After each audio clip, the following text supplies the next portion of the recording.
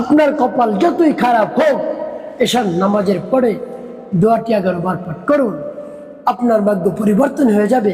ফজরের আগেই মনের আশা, আকাঙ্ক্ষা, বাসনা, কামনা পূরণ হয়ে যাবে, যতই খারাপ হোক আপনার কপাল।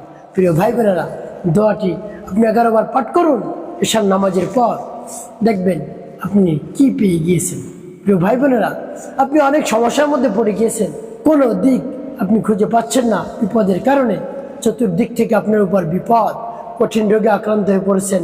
সন্তান কথা শুনে না, স্ত্রী কথা শুনে না, স্ত্রী অবাধ্য, স্ত্রী পরকীয়ায় লিপ্ত, স্বামী কথা শুনে না, স্বামী অবাধ্য, স্বামী পরকীয়ায় লিপ্ত, সংসারের আইন নীতির মধ্যে বরকত নাই, তারপর আরও যত ধরনের সমস্যা রয়েছে, আপনার সেই সমস্যার মধ্যে আপনি একেবারে ডুবে রয়ে গিয়েছেন। তারপরে আরও যত ধরনের সমস্যা রয়েছে, সেই সমস্যার মধ্যে আপনি হাবুডুবু খাচ্ছেন, কোনোভাবেই সেই সমস্যা থেকে আপনি মুক্তি পাচ্ছেন। তাহলে আপনি এশার নামাজের পরে দোয়াটি 11 বার পাঠ করুন। যতই কপাল খারাপ হোক, ভাগ্য পরিবর্তন হবে, ফজরের আগেই আশা পূরণ হবে ইনশাআল্লাহ, যদি বিশ্বাস নিয়ে আমল করতে পারেন। যদি আপনার মনের মধ্যে সন্দেহ থাকে যে আমলটি করবো, উপকার পাবো কি পাবো না, তাহলে আপনি উপকৃত হতেও পারেন, নাও হতে পারেন। তাই পরিপূর্ণ বিশ্বাস নিয়ে, আস্থা নিয়ে, ভক্তি নিয়ে আপনি আমলটি করুন, দেখুন কি হয়। প্রিয় ভাই বোনেরা, রাতে ঘুমাতে যাওয়ার পূর্বে আপনি এশার নামাজ আদায় করবেন। এশার নামাজ আদায় করে আপনার যত ধরনের কাজ রয়েছে, কাজ থেকে বিরত হয়ে যখন ঘুমাবেন, এর পূর্বে আপনি আমলটি শুরু করে দেবেন। আপনি আমলটি করে দেবেন।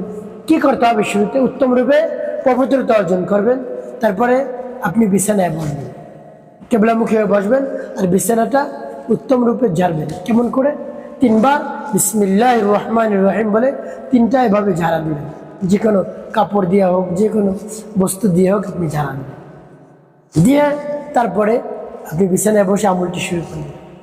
সর্বপ্রথম কি পাঠ করবেন?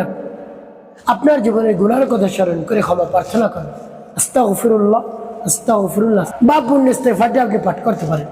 আস্তাগফিরুল্লাহ রাব্বি মিন কুল্লি যামবি ওয়া আতুবু ইলাইহি লা হাওলা ওয়ালা কুওয়াতা ইল্লা বিল্লাহিল আলিয়্যিল আযীম। এবার যখন ইস্তেগফার পাঠ করে যাবেন, এরপর 3 বার দুরূদ শরীফ সাল্লাল্লাহু আলাইহি ওয়াসাল্লাম সাল্লাল্লাহু আলাইহি ওয়াসাল্লাম সাল্লাল্লাহু আলাইহি ওয়াসাল্লাম।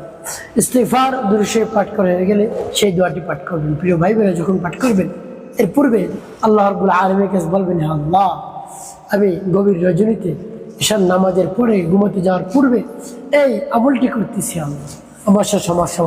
আমার সকল সমস্যার সমাধান করে দিন।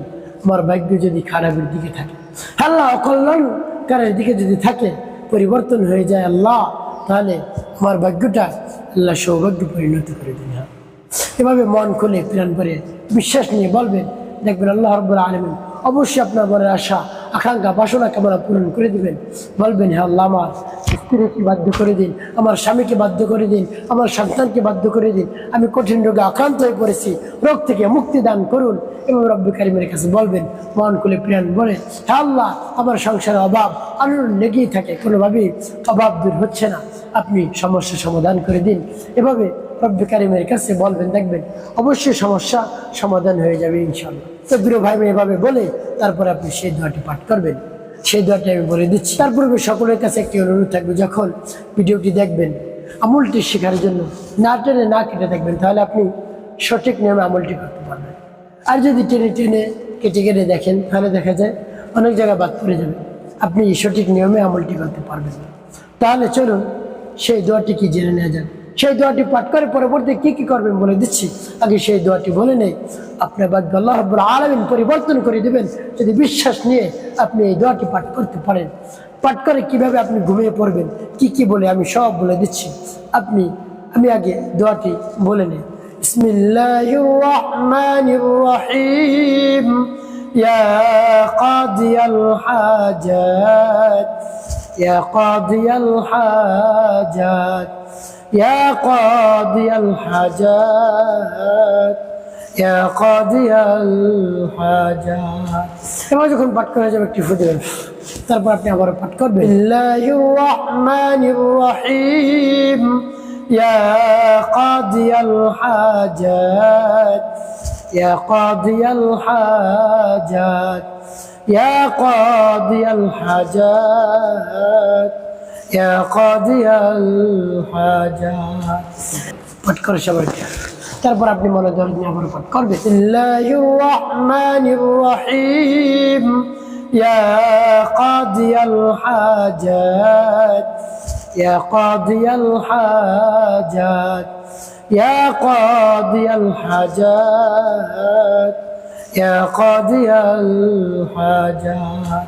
পাঠ করে সবার প্রিয় ভাই মা কতবার গুনে গুনে 11 বার পাঠ করুন আপনি।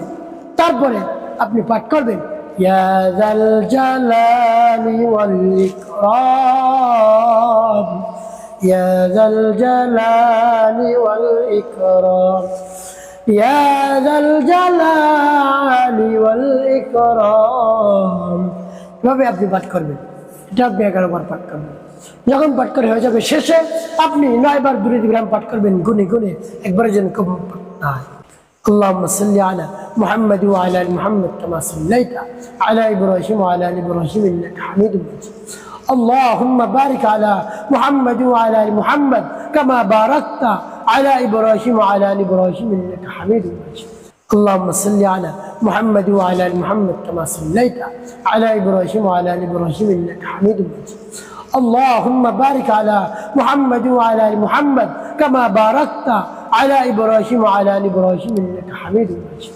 اللهم صل على محمد وعلى ال محمد كما صليت على ابراهيم وعلى ال ابراهيم انك حميد مجيد.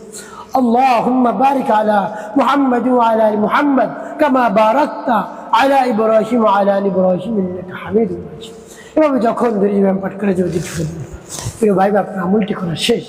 এখন বলবো কিভাবে আপনি ঘুমিয়ে পড়বেন। আমলটি শেষ হওয়ার সাথে সাথে আপনি ঘুমাবেন।